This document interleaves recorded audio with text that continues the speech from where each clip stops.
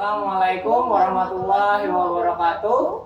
Kembali lagi bersama kami di Ngobrol Pintar bersama Politala. Saya Dodo. Saya Nova.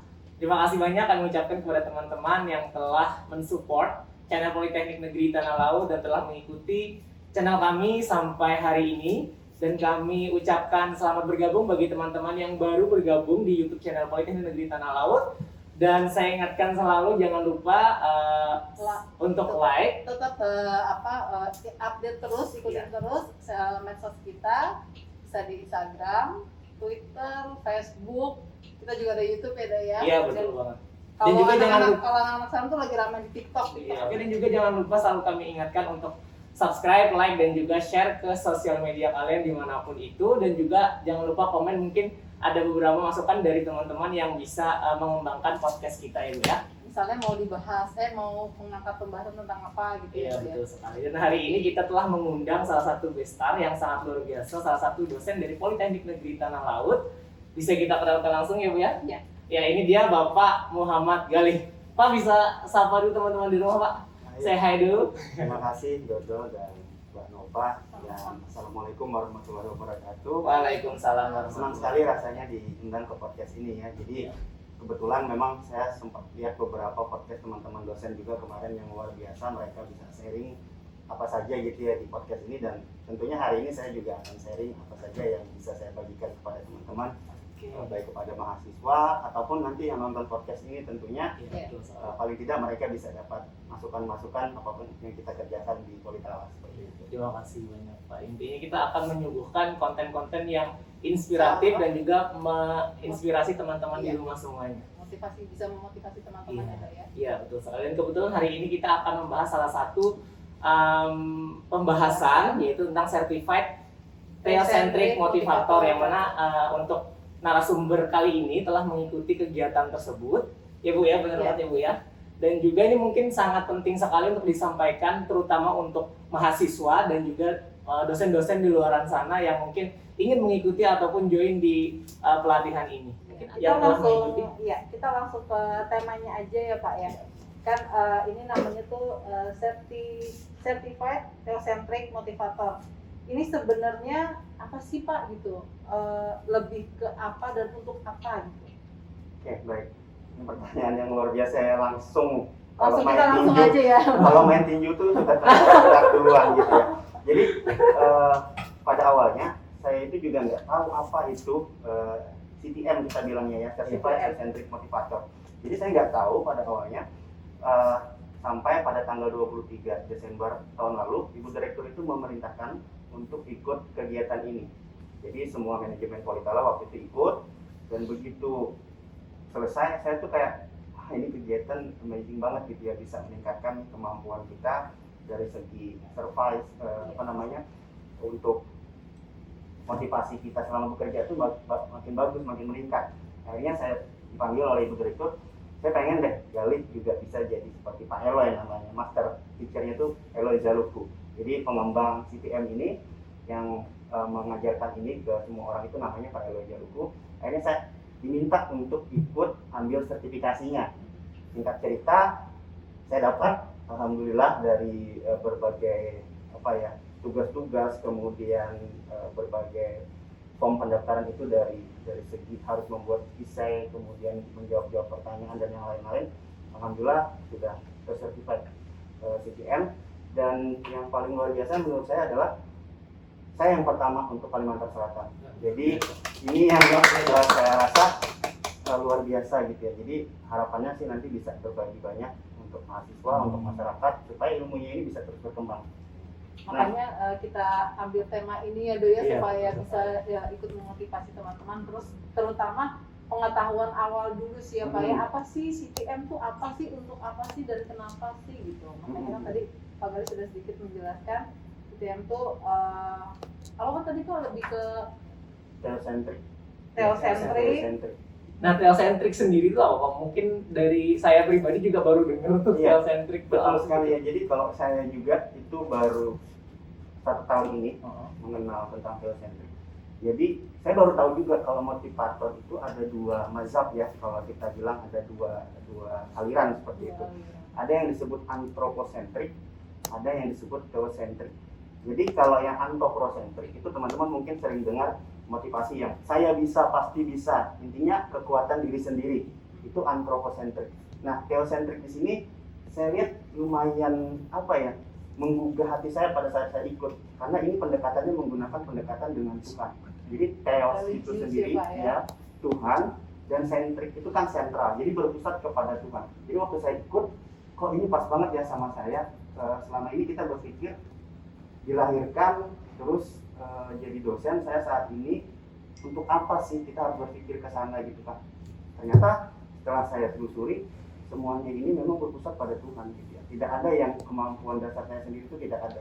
Makanya saya termotivasi juga untuk mempelajari ini gitu ya. Akhirnya theocentric. Nah, ini mungkin baru kita dengar gitu ya, dan intinya berpusat kepada Tuhan seperti itu. Oke, terima kasih banyak Pak. Sebelumnya saya cut dulu Pak, mengingatkan teman-teman di rumah. Untuk teman-teman di rumah jangan lupa selalu mematuhi protokol kesehatan yang berlaku karena kita masih di tengah-tengah pandemi. Untuk selalu mematuhi 3M dan juga harus menggunakan masker dan juga sanitizer. Oke, kita tadi keburu-buru nih Bu masuk ke materi ya, mungkin kita perkenalan dulu deh ya. Boleh. Ya Pak ya. Tadi saya bilang ini video saya langsung terlalu terburu-buru. Mungkin karena beliau luar biasa ya Bu, jadi aura beliau tuh saya langsung terlalu pengen. antusias karena menarik banget ininya tema kita kali ini, karena lumayan berhubungan sama saya pribadi gitu Iya, dan kan. juga saya mungkin ya. Iya, makanya jadi terlalu langsung apekak gitu. Iya. Ya mungkin Pak bisa diperkenalkan mungkin apa aja yang perlu disampaikan dari Bapak yang bisa dikenal oleh teman-teman di rumah. Oke, jadi mungkin yang perlu saya perkenalkan adalah saya sebenarnya termasuk dosen muda di Politala dan umur saya masih 28 tahun. Nah, jadi begitu bergabung di Politala ini memang saya mencoba untuk selalu meningkatkan kompetensi diri ya. Jadi sering saya diminta ikut pelatihan oleh Ibu Direktur, dan terakhir saya ikut yang namanya ILP ya. Ya, Inspiring Lecturer Paragon gitu ya. Jadi dosen inspiratif dari Paragon, sambil saya ikut yang CTM ini, Certified Theocentric Motivator ini. Jadi saya coba untuk di sana, dan intinya sebagai dosen baru gitu ya, yang belum punya banyak pengalaman, saya ingin banyak belajar gitu. Nah, tapi saya percaya bahwa belajar yang baik itu adalah dengan cara mengajarkan. Jadi begitu saya dapat ilmunya, saya langsung ajarkan, aplikasikan, dan ini memang perlu sekali. Makanya hari ini saya pengen bahas, kita kalau jadi dosen bukan hanya transfer ilmu, bukan hanya teaching, tapi perlu ada mentoring, ada coaching. Nah, ini yang juga dibahas di dalam Inspiring Lecturer Paragon sama CTM ini. Jadi nanti paling tidak mungkin ada dosen-dosen baru yang sama kayak saya yang baru bergabung di Politala. Sebelum ngajar ya kita harus ikut pekerti, ikut AA. Nah, selain itu juga ada nanti pendekatan-pendekatan yang memang bisa membantu mahasiswa mengembangkan kepribadian diri mereka seperti itu. Mungkin dari saya Pak ya, tentang materi, kita sudah masuk ke materi. Bagaimana sih Pak kegiatan-kegiatan dari pelatihan itu, mungkin kayak jangka waktunya dan juga apa aja sih yang dibahas di pelatihan tersebut gitu. Sama Ya. itu Pak, syaratnya apa untuk bisa dapat mengikuti pelatihan CTM tadi itu? Oke, baik. Ini luar biasa pertanyaannya. Jadi karena betul pertanyaan ini tuh baru banget saya terima gitu ya hari ini. Jadi ada yang nanya itu juga gitu ya. Apa sih syaratnya kok bisa gitu kan? Jadi syarat pertama, dan mungkin ini sangat jarang didengar ya oleh teman-teman dan mengejutkan bagi saya pribadi, ini mengejutkan. Syarat pertama adalah menandatangani bahwa akan berubah diri, akan menjadi lebih baik, dan tidak boleh, karena saya sudah menikah, tidak boleh bercerai. Itu salah satu persyaratan untuk menjadi CTM. Kenapa? Karena kita nanti akan menjadi seorang figur ya. Karena kan mungkin di dalam agama tadi nanti kita juga akan bicara masalah religiusitas dan spiritualitas. Intinya manusia itu diciptakan dengan sebaik-baiknya gitu ya. Jadi khalifah, jadi Abdullah, jadi hambanya Allah itu untuk apa? Nah, teman-teman CTM ini nanti dia akan jadi contoh figur di mana yang terus menjadi manusia pemerhati, maksudnya memperbaiki diri terus-menerus.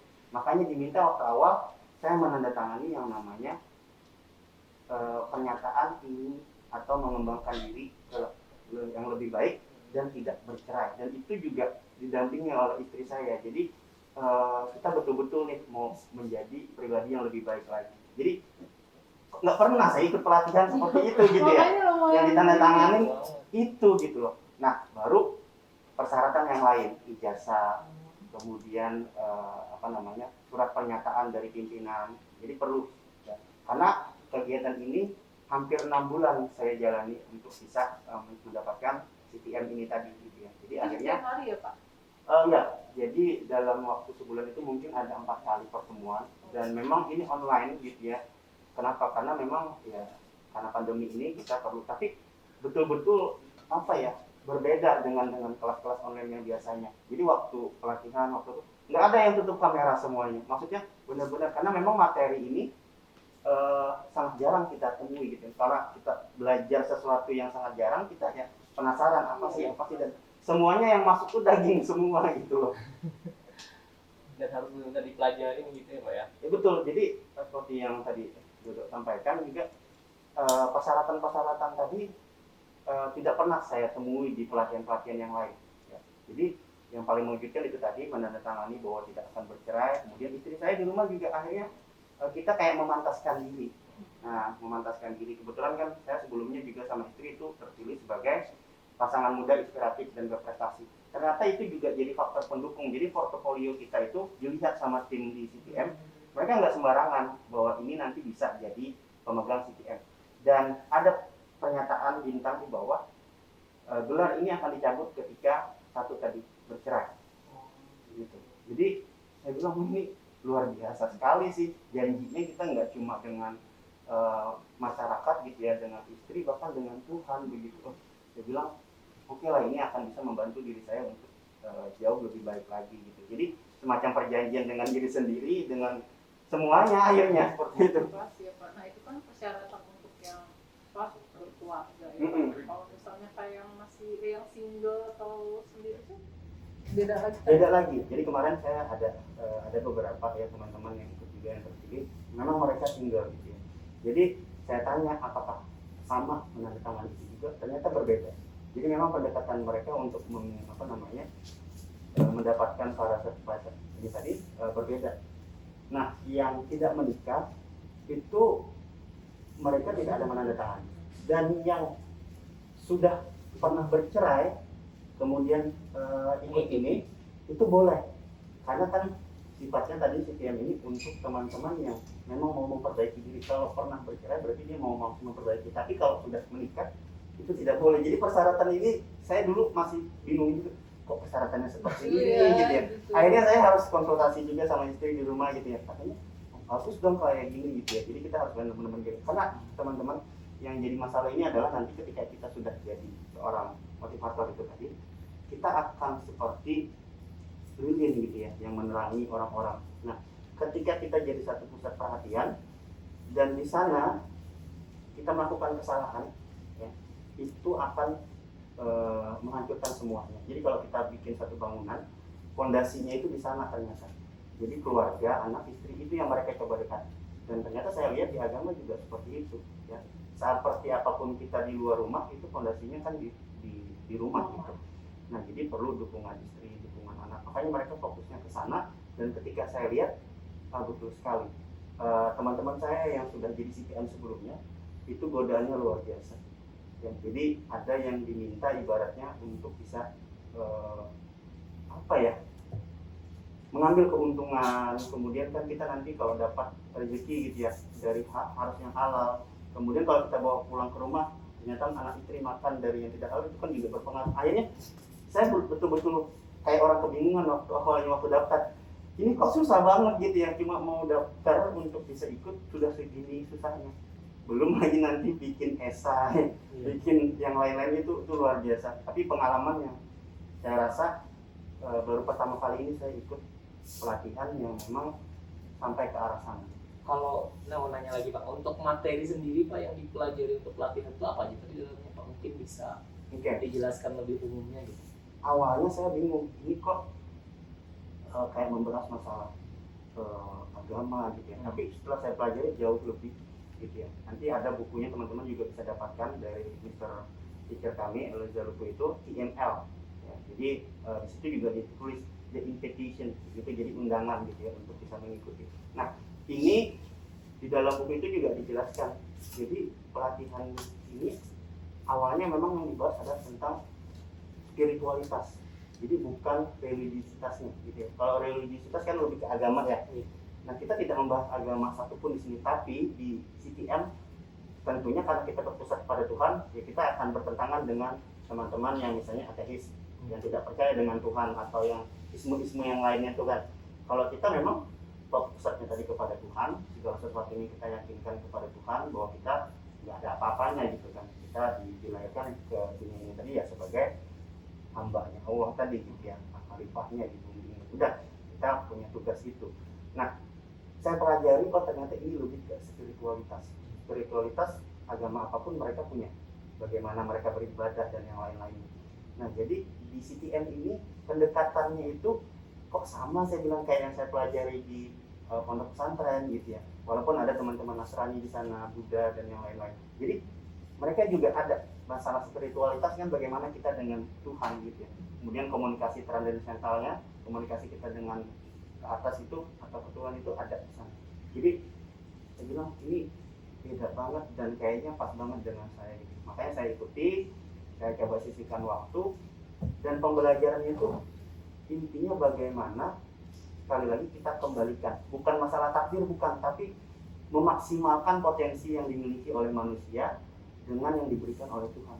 Jadi di awal itu sudah dibahas bagaimana kita dilahirkan dari jutaan sel sperma itu kok cuma satu yang jadi galih gitu ya. Coba bayangkan kalau ada lebih satu, mungkin kan akan bingung. Bahkan orang kembar aja itu beda gitu ya. Even twins itu mereka beda. Jadi ketika disampaikan di situ saya mulai, oh iya saya dilahirkan, kemudian umur saya sudah 28 tahun. Kalau saya tidur separuhnya berarti umur saya mungkin cuma beberapa tahun yang bisa maksimal, dan itu pun belum bisa memberikan kontribusi apa-apa, baik itu untuk agama, nusa dan bangsa, apalagi untuk yang lain gitu ya. Akhirnya saya berpikir dengan ikut kegiatan ini, akhirnya kami coba untuk diskusi di rumah. Saya yakinkan untuk ikut. Kemudian saya bilang minta arahan juga kepada ketua dewan penyantun, kepada ibu direktur, gimana kok ikuti katanya, kita perlu nanti menghadirkan suatu figur yang memang bisa memberikan dampak juga ke mahasiswa gitu. Nah akhirnya saya coba belajar, dan ternyata semakin saya pelajari, semakin saya merasa wah ini semakin diperlukan gitu. Semakin diperlukan, utamanya apa? Untuk pengembangan diri.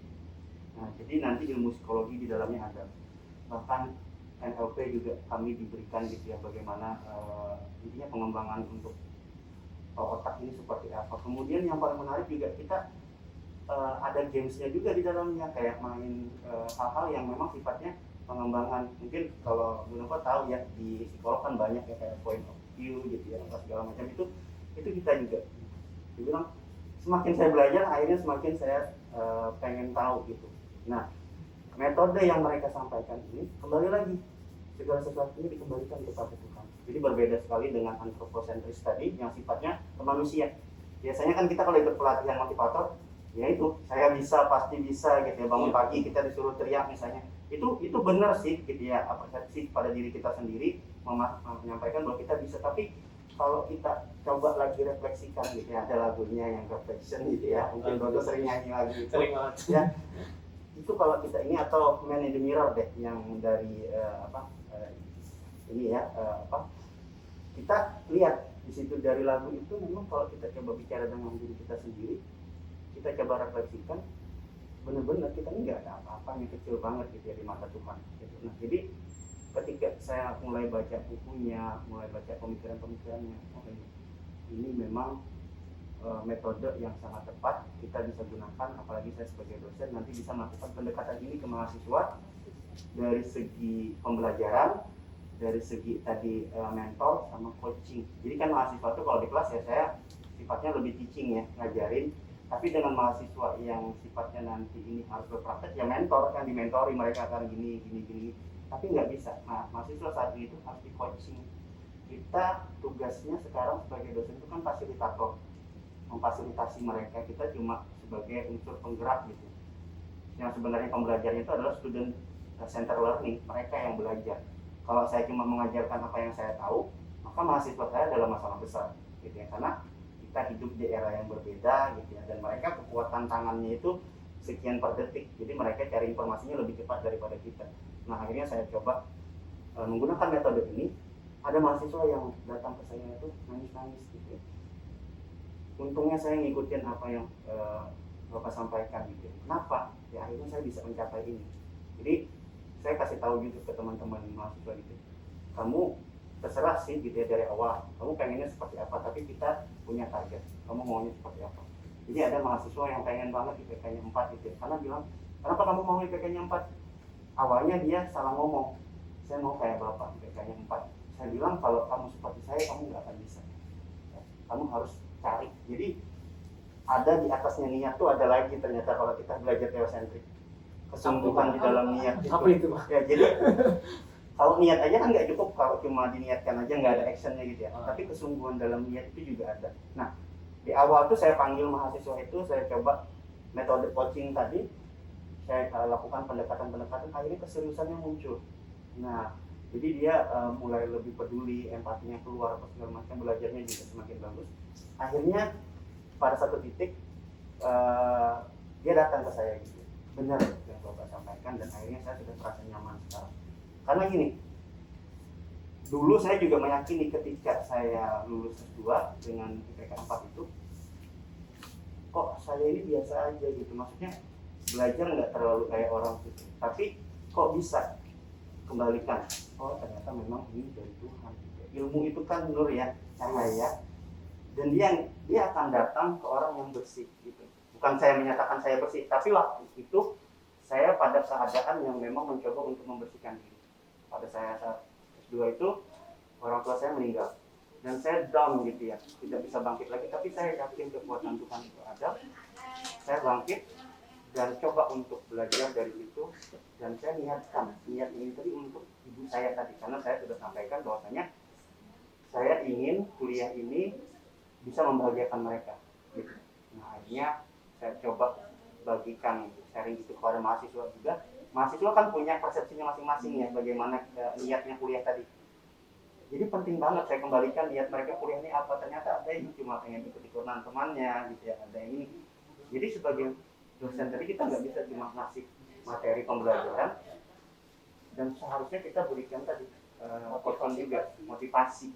Jadi di luar pembelajaran itu bagaimana kita rangkul mereka. Dan kalau saya sih mengibaratkan ini mahasiswa kita tanam gitu ya sebagai tumbuhan, itu perlu kita siram, kenakan matahari, kemudian kita beri pupuk dan yang lain-lain.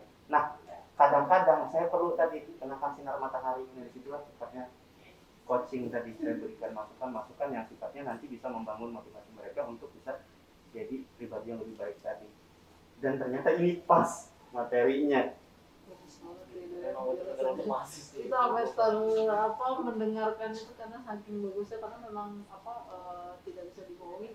Memang kayak kalau khususnya Pak Gali sebagai dosen itu kan memotivasi mahasiswa itu kan memang penting ya Pak ya, apalagi kan di awal-awal gimana cara mereka untuk motivasi itu kan juga untuk jati diri ya Mas Pak. Dari situ kan akhirnya mereka jadi semangat untuk kuliah, belajar. Oh iya Pak, mau nanya lagi nih Pak, berarti untuk dari pelatihan ini kan Bapak sudah dapat ilmu-ilmunya Pak. Pas ketika Bapak ngajar di kelas itu pasti Bapak terapkan pas waktu ngajar juga atau gimana Pak? Ya betul sekali Dok. Jadi ketika saya ngajar, ketika saya sudah dapat ilmu ini, itu lebih nyaman. Bahkan seperti yang saya bilang tadi, dosen itu kan kalau mau ngajar, mereka harus dapat pelatihan pekerti dan AA. Kalau belum itu, ibaratnya belum ada SIM-nya untuk ngajar. Karena di situ nanti bagaimana mendekati mahasiswa. Mungkin kalau teman-teman dari yang pembelajaran ilmu pendidikan, itu ada pembelajaran pedagogi, andragogi gitu yang mendekati mahasiswa seperti apa. Tapi kalau yang seperti saya misalnya di jurusan ekonomi dan bisnis, kita begitu lulus misalnya masuk dengan itu tadi ijazah S2 misalnya jadi dosen, nggak bisa, kita harus punya pelatihan itu. Tapi ternyata itu saja nggak cukup. Dapat ilmunya tadi untuk mendekati mahasiswa tadi, coaching tadi, mentoring, itu benar-benar saya bisa lakukan. Ini pasnya diberi apa nih mereka. Jadi kalau bahasa sederhananya, sebagai seorang dosen saya punya rumah makan gitu ya. Mereka datang nih, konsumen, mahasiswa gitu ya. Yang penting itu siapa? Ya konsumen. Ya, yang raja itu siapa? Ya konsumen. Jadi saya sebagai fasilitator, saya yang punya rumah makan tadi contohnya, saya kasih tahu, ini menunya nih kalian mau yang mana gitu ya. Bahkan selama ini, yang mohon maaf mungkin untuk dosen-dosen yang lain juga, selama ini kita lebih banyak memberikan solusi. Setelah saya belajar itu salah. Kita fungsinya tadi sebagai fasilitator, kita bukan memberikan solusi. Orang kan kalau datang minta solusi, enggak. Ternyata orang tuh datang mereka supaya bisa mencari pengetahuan. Bahkan mereka lebih pintar dari kita ternyata. Maka mereka datang, saya udah tahu ini permasalahannya apa. Tinggal kita memaksimalkan kemampuan bertanya kita. Nah ternyata beda di situ. Ada kemampuan di coaching itu kemampuan bertanya dan kemampuan effective listening. Kalau biasanya dulu saya latih adalah kemampuan public speaking, gimana bisa ngejelasin di depan kelas gitu kan, bagaimana bisa presentasi. Tidak, ternyata kemampuan mendengarkan mahasiswa kita. Karena kalau mahasiswa kita cuma mendengarkan, mereka nggak akan bisa apa-apa. Tapi kalau mereka menyampaikan, kita bikin pertanyaan-pertanyaan yang luar biasa, menggali, mereka tergali. Sampai nanti mereka pada posisi aha moment gitu ya. Oh iya, mereka dapat sendiri pertanyaan itu gitu ya. Jadi ada kemampuan itu diminta gitu. Dan ketika ini ada di dosen, saya rasa satu kelas 20 orang kita bisa manfaatkan itu untuk bisa, dan itu bisa merubah hidup mereka 10 kali lebih baik. Jadi lebih ke makna kali ya Pak.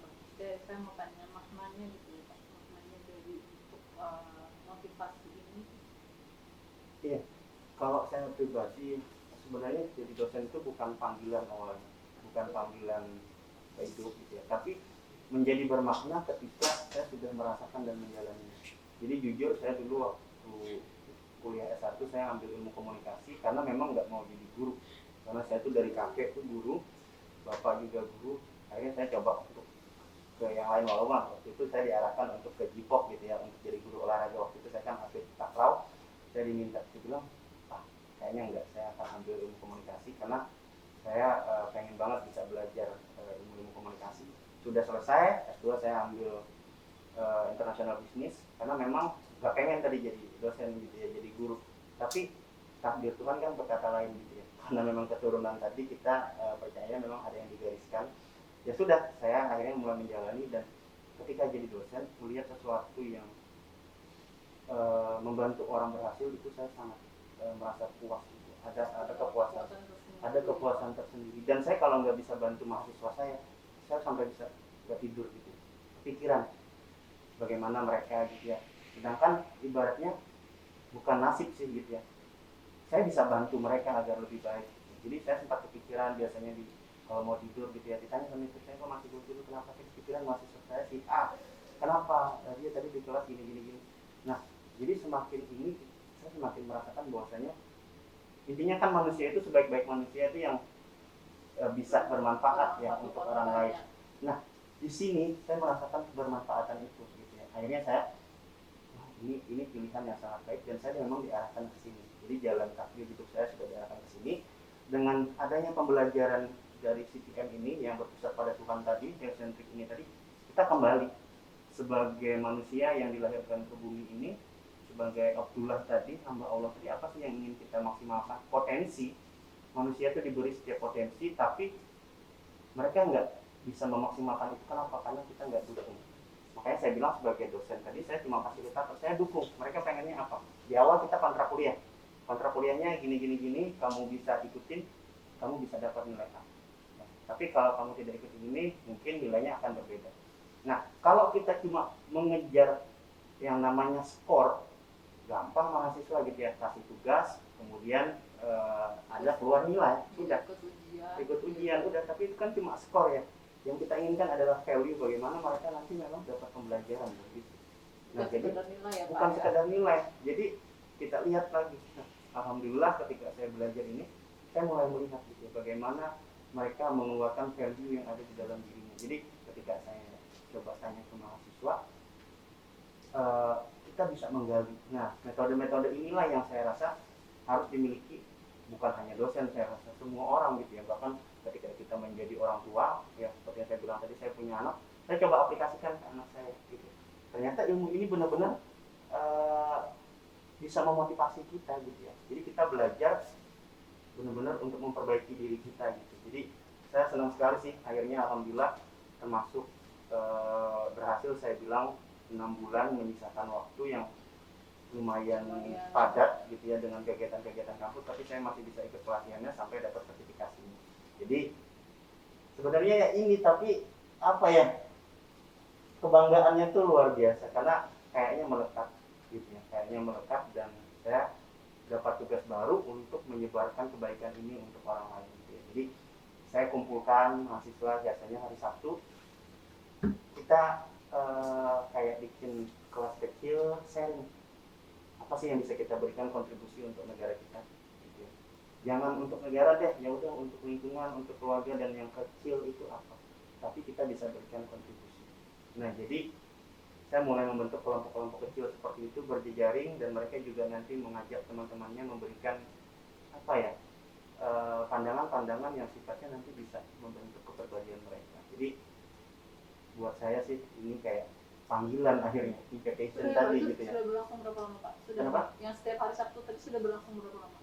Sebelum CTM ini memang saya sudah jalankan, tapi kan kita tidak memasukkan metode pembelajarannya tadi. Jadi kayak mentoring, ya udah saya cuma ngajarin mereka untuk ini loh caranya gitu ya. Misalnya kita bikin startup, ini loh caranya. Tapi ketika ada metode coaching ini tadi, kita sampaikan. Kita kalau berbisnis, teman-teman ada 3 ya. 3 pembagian. Kalau dulu saya cuma 2, misalnya profit udah gitu ya, dibagi. Kalau sekarang ada 3. Ada untuk Tuhan. Gitu. Kenapa? Segala sesuatunya dari Tuhan gitu. Ada satu cerita yang dari Mesir gitu ya, dan itu sempat viral juga. Dia bilang awal pembentuk itu dia bikin kelompok 10 orang, cuma dapat 9, dan 1 orang bilang saya dapat yang ke-10. Siapa? Tuhan katanya. Jadi kita ajak bermitra Tuhan. Jadi kalau kita dengan metode pembelajaran CTM ini, kita selalu libatkan Tuhan. Akibatnya apa? Kredibilitas, kemudian yang lain-lainnya itu meningkat. Kita tidak akan berbuat curang karena kita yakin ada yang melihat. Ya. Kalau kita berbisnis misalnya dengan jalan yang benar tadi, ya udah kita karena ada yang melihat, merasa tadi ya ada Tuhan yang terus mengharapkan. Akhirnya kita mulai membentengi diri juga gitu. Apalagi sekarang zamannya sudah seperti ini ya, sulit sekali gitu. Mahasiswa kalau tidak dibentengi juga dengan keimanan ini tadi, ya mereka akan sangat susah juga dengan adanya media sosial yang sangat gencar atau segala macam. Jadi saya rasa pembelajaran ini hanya untuk membentengi mereka dan mengarahkan mereka agar lebih baik, lebih kreatif lagi. Ada Tuhan. Ya itu yang memang harus kita selalunya. Oke. Pak mau nanya nih Pak, untuk pelatihan ini berarti kayak berharga banget untuk mahasiswanya Pak ya. Kira-kira untuk mengikuti pelatihan ini sendiri ada syarat tertentu apa, harus lulus S1 atau harus S2 atau gimana, atau mungkin mahasiswa yang masih belajar boleh mengikuti pelatihan ini juga atau gimana gitu? Ya, betul sekali. Jadi kita sekarang ada namanya TML Community. Kita lagi meluncurkan program, kebetulan nanti di bulan kapan saya lupa itu, tapi udah ada. Kita akan pilih 100 mahasiswa seluruh Indonesia yang memang nanti mereka ingin belajar. Nah, jadi nanti ketika mereka lulus itu, mereka bisa lanjutkan ke CTM juga. Jadi ada di TML Community, cari aja di Instagram. Jadi saya termasuk salah satu mentornya di situ. Jadi ada beberapa mentor yang kita minta dari teman-teman CTM. Mereka akan melakukan pendekatan ke mahasiswa. Jadi kita mulai menyebarluaskan ini, gitu ya. Dan memang itu gratis untuk mahasiswa, tapi mereka ada persyaratan. Mereka harus bikin kayak essay, kemudian menjawab 5 tahun ke depan pengen jadi seperti apa, atau segala macam. Karena nanti penting sekali kita menuliskan itu gitu ya, supaya kita mencapai target. Dan alhamdulillah apa yang saya tulis pada tahun 2013 cuma 1 yang belum tercatat. Ya, jadi penting sekali juga kita untuk melatih menuliskan itu. Jadi boleh sekali nanti mahasiswa, para pemuda itu ikut, karena memang itu untuk 18 sampai 25 tahun. Nanti dia buka ada kesempatannya Bu ya. Masih dibuka Pak. Jadi Masih nanti dibuka. cari aja TML Goes to Campus. TML Goes to Campus. Oh ya Pak, kalau dari Bapak sendiri nih untuk membagi ilmu yang Bapak dapatkan, terutama dari untuk mahasiswa Politeknik Negeri Tanah Laut. Mungkin ada beberapa kegiatan ya Pak ya, kayak tadi sudah dijelaskan. Nah itu program-program kedepannya yang mau dilanjutkan lagi untuk mahasiswa apa aja nih Pak, supaya lebih tersharing lagi ilmunya gitu. Iya, jadi saya tuh tetap ya setiap hari Sabtu, padahal hari Sabtu kita libur ya. Iya. Tapi saya kalau di rumah aja nggak ngelakuin apa-apa tuh kayak, pokoknya saya nggak boleh dia bermalas-malasan gitu ya. Kita harus melakukan segala sesuatu yang bisa sifatnya positif, kemudian juga kreatif. Akhirnya saya sampaikan kepada Ketua Dewan Penyantun juga, boleh deh Pak saya hari Sabtu nggak usah dibayar, nggak usah di apa, saya datang ke kampus, kita buat kegiatan untuk mahasiswa. Offline ya Pak ya? Offline. Jadi mungkin ngumpulin cuma 20 orang, tapi lebih ini ya, lebih terbuka sih biasanya kita di tempat yang biasanya teman-teman latihan di apa namanya di dekat kantor KUI itu kita coba. Teman-teman mahasiswa semester berapa Pak? Mulai dari semester 5 yang kebanyakan itu sama semester awal juga udah mulai ini. Jadi saya coba dekati mereka dulu karena kita perlu ciptakan figur-figur di antara mereka juga. Nah nanti ketika mereka sudah dapat, teman-teman yang lain kan bisa mengikuti, dan sifatnya tadi kan berjejaring ya. Ketika diajarin mereka juga harus ngajarin yang lain. Nah jadi mereka akan terus menyebarkan ini. Dan yang saya coba pendekatannya adalah tidak langsung memasukkan metode pembelajaran teosentrik. Saya kumpulkan, kita sharing, kalian pengen bikin apa sih gitu ya. Oh saya pengen bikin buku, bikin ini. Jadi ya udah kita coba. Belajar mereka bikin buku, kemudian belajar bahasa asing, kita coba arahkan untuk belajar bahasa asing dan yang lain-lain. Jadi ya itu tadi saya bilang kembali ya sebagai fasilitator ya. Karena kita hidup ya itu tadi untuk bisa membuktikan diri kita dan memberikan manfaat untuk orang lain. Ada Bu? Tadi saya sempat juga, jadi saya tadi teman-teman saya sempat minjam buku ya Pak ya, buku yang berkaitan sama CTM tadi itu saya situ baca Pak. Ini juga mengangkat ke tema spirit, soul, and body. Itu gimana sih Pak, dari CTM ke spirit, soul, and body itu gimana sih maksudnya? Iya, jadi ini menarik sekali ya sebenarnya. Ketika kita kembalikan semuanya ke Tuhan, dan kita yakin diri kita ini semuanya milik Tuhan, bukan cuma diri gitu ya, jiwa raga kita ini miliknya Pencipta. Tinggal kita, maka di dalam buku itu juga nanti akan bicara masalah sin, dosa, dan yang lain-lain. Makanya nanti silahkan bisa teman-teman cari ya tentang CTM ini seperti apa. Ketika saya mendapatkan pembelajaran itu juga saya, apa sih hubungannya dengan spirit tadi, dengan ini? Saya nggak tahu ya. Alhamdulillah ketika kita mencoba mendekatkan diri dengan Tuhan, gitu ya, itu rasanya nyaman banget. Ya. Kita nggak perlu alarm lagi tuh untuk bisa bangun tahajud. Ya. Tapi ketika kita hanya mengejar dunia, ada yang pernah gitu ya, bukan sekali dua kali, keasikan ngejar dunia, sholat subuhnya lewat gitu ya. Bangunnya udah jam 7, hampir jam 8. Tapi ketika kita mencoba mensinkronkan spirit, body, soul ini tadi gitu ya, kita ingat, bahkan alhamdulillah kita sebagai seorang muslim, kita punya panggilan gitu ya. Setiap kali ada ajan, itulah tempat kita mengistirahatkan tubuh kita. Sebenarnya itu keperluan ya, bukan kewajiban kalau di dalam pembelajaran ini. Keperluan, kita perlu, kalau ibarat handphone tuh di-charge pada saat itu. Dan cuma itu yang ada konsep gitu. Yang lain ibaratnya ada pendekatan lain, tapi saya lihat ini pas banget gitu. Segala sesuatunya itu berhubungan. Nah, ketika kita tadi coba sejauh apa sih jiwa kita ini tadi, roh ini tadi, makanya ada komunikasi transendental tadi dengan Tuhan itu. Pernah nggak kita ngomong gitu ya, paling komunikasi interpersonal gitu ya ke dalam diri, tapi kita jauh lagi ngomong, lihat lagi siapa kita ya. Ternyata saya lihat lagi kitab-kitab yang ada di pondok pesantren, ternyata betul kita ini unsurnya dari Tuhan, bahan bakunya dari Tuhan, kemudian dan Nur Muhammad dan yang lain-lain kembali. Jadi ketika kita melihat diri kita ini adalah Nur Muhammad, melihat orang lain sebagai manusia itu Nur Muhammad, terus lantas apa yang perlu kita sombongkan? Gak ada gitu kan. Yang kita perlukan adalah membahagiakan umatnya Nabi Muhammad. Jadi saya niatnya kalau ngajar mahasiswa, saya pengen bahagiain umat Nabi Muhammad nih, gimana caranya? Ya, ketika saya mau masih nilai C, saya kepikiran, jangan-jangan nanti dia sedih, gitu ya. Dan saya menjadikan Nabi Muhammad gak boleh, gitu. Akhirnya saya panggil, ini nilai kamu kayak gini, kira-kira gimana ya kita bisa, gitu. Kita berikan solusi. Ternyata mereka punya kemauan, gimana caranya biar saya bisa, ya udah kita kerjakan ini. Ada yang nggak saya minta apa-apa tapi inisiatif gitu ya. Akhirnya dia muncul dan diberi kesempatan. Gitu. Intinya kan kesempatan, kita juga di dunia ini kan diberikan kesempatan.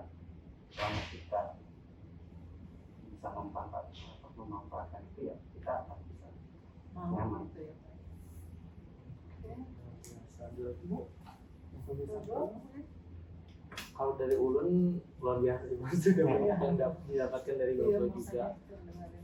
Mungkin Pak, kalau misalkan kan dosen di Politeknik kan Bapak aja nih yang udah pernah ikut pelatihan ini dan juga udah dapat sertifikatnya. Nah Yang kira-kira dapat sertifikat saya, tapi yang ikut pelatihannya dulu hampir semua manajemen ikut. Nah, tapi yang ikut sampai dapat sertifikasi itu nomor saya.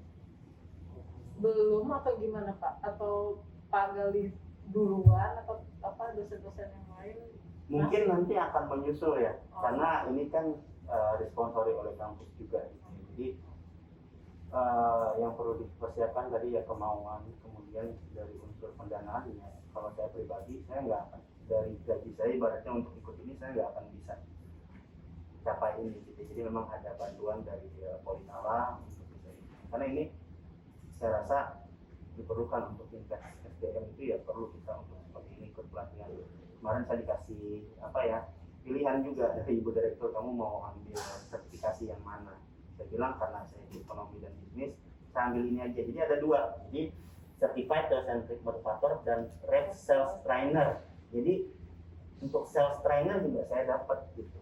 Nah jadi ini kepake di mata kuliah bisnis gitu ya. Jadi nggak cuma motivasi tapi trainer untuk salesnya juga dapat, bagaimana penjualan 10 kali lipat gitu ya, bagaimana meningkatkan kemampuan. Itu kan kembali lagi nanti peningkatan kualitas si individu gitu. Jadi saya bilang wah ini bukan sambil menyelam minum air, ini sambil menyelam minum susu gitu ya, nutrisi semua. Dapat support full ya Pak dari Ya itu. Jadi kalau tidak dari Ibu Direktur juga mungkin saya tidak punya motivasi untuk itu awalnya juga. Tapi ketika Ibu Direktur bilang, Gali saya pengen kamu bisa seperti Pak Eloy gitu.